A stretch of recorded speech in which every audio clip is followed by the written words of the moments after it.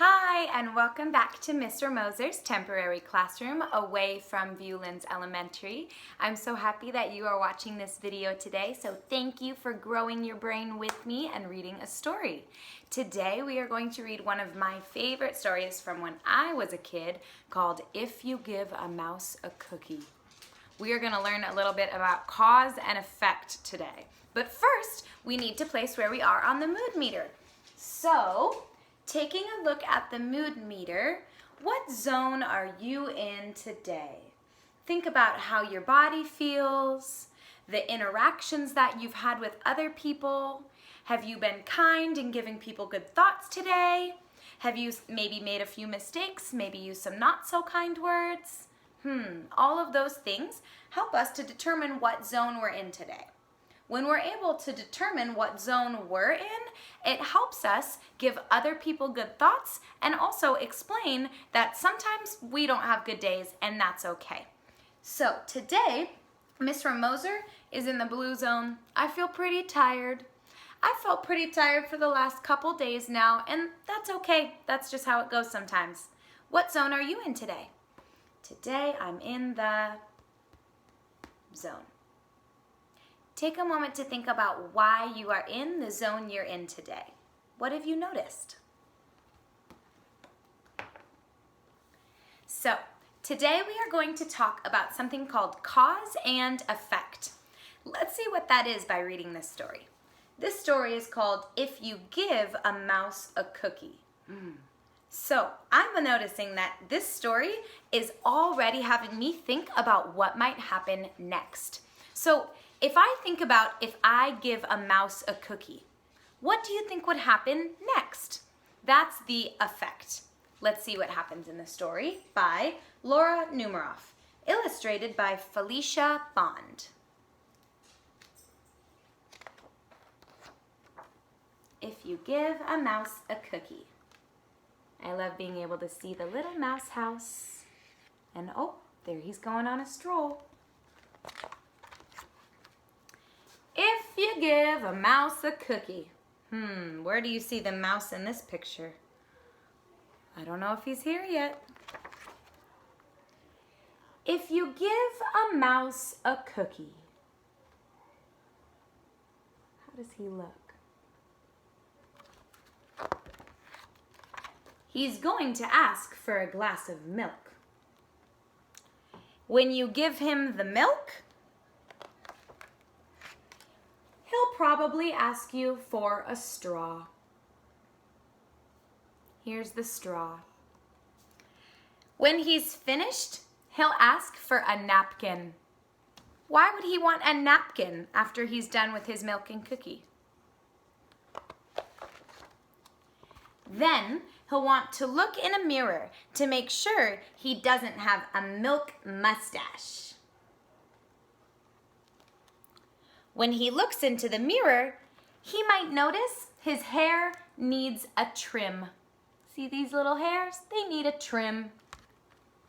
So he'll probably ask for a pair of nail scissors. Nail scissors are really, really small.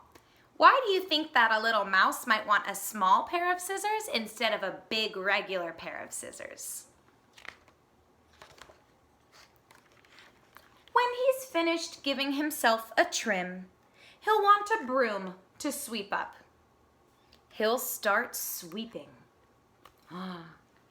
He might get carried away and sweep every room in the house. Some of the things that this mouse is doing are giving me some really good feelings about this mouse. For instance, if someone helped me clean my house, that would be helpful. He may even end up washing the floors as well. When he's done, he'll probably want to take a nap.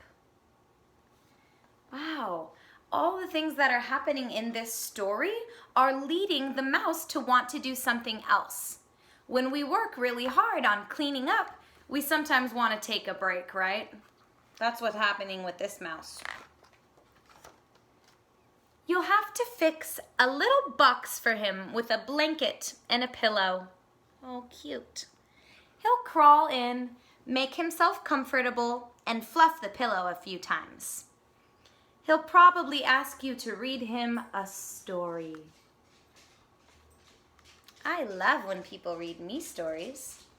That's something that I have in common with the mouse. I guess we both like to be read to. So you'll read to him from one of your books, and he'll ask to see the pictures. When he looks at the pictures, he'll get so excited, he'll want to draw one of his own. He'll ask for paper and crayons. He'll draw a picture.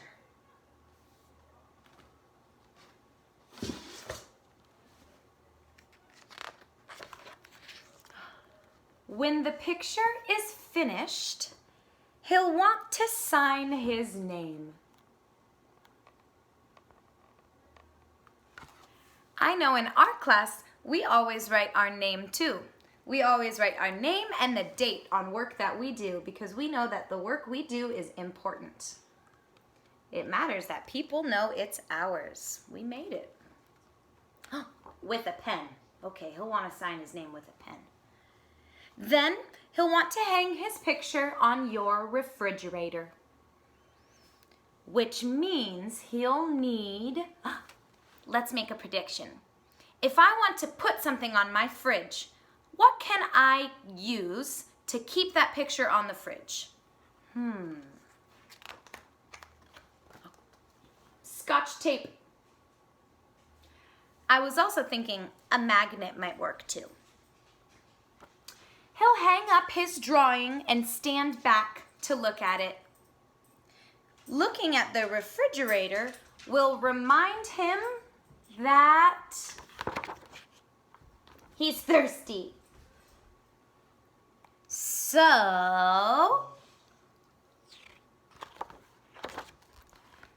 he'll ask for a glass of milk. And chances are, if he asks for a glass of milk,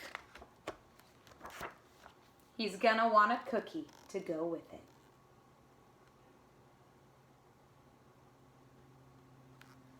What do you think is gonna happen next? Oh, the story's all done. Right here we have a fun game that we can play. When we go back to school, we can play this in our classroom. So, we decided that today's lesson would be about something called cause and effect. So when I read this story today, I noticed that the mouse would do certain things that would then lead to another thing happening. Let's talk about some of those times where we noticed that the mouse did something and it led to something else happening. I noticed that in the very beginning of the story, the boy offered the mouse a cookie. Now, when he offered this mouse a cookie, what did the mouse want to do? He wanted some milk with the cookie. Now, when I think about when I drink something like maybe water or orange juice or milk, I also like to drink with a straw. So I kind of agree with this mouse. I might also have asked for a straw. We know that in our classroom, after we have snack time, we always clean up. So that's what happened here. The mouse made a little bit of a mess, and then he cleaned up. The effect of him having a snack was that he made a little bit of a mess, and then he needed to clean it up. Now, cause and effect kept going throughout this book. When is another time that you noticed the mouse did something that led him to want to do something else? Let's see. I noticed that when he looked in the mirror, he realized he needed to give himself a haircut. But then, when he gave himself a haircut, what happened to the floor? It got a little bit messy. So if we make a mess, what do? We clean it up.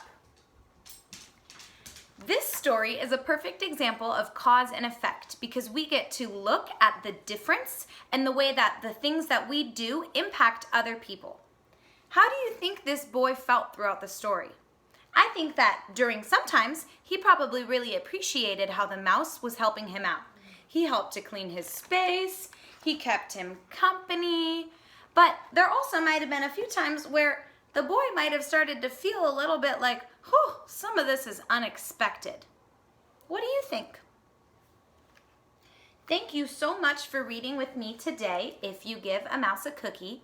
This week, we're gonna get to read some more stories similar to If You Give a Mouse a Cookie, like If You Give a Dog a Donut, and another one, If You Take a Mouse to School. So, you can start to think about what might happen in these stories. What might be the effect of a mouse going to school? What might be the effect of giving a dog a donut? Things to think about. Friends, thank you so much for joining me today. I hope that you have a great rest of your day. I already heard that some of you got to write letters. I'm very, very proud of my friend who wrote a letter to his grandma, abuela, in Mexico. I think that's amazing. You're probably giving her really, really good thoughts, honey. So, thank you, friends. Have a nice day, and I'll see you later.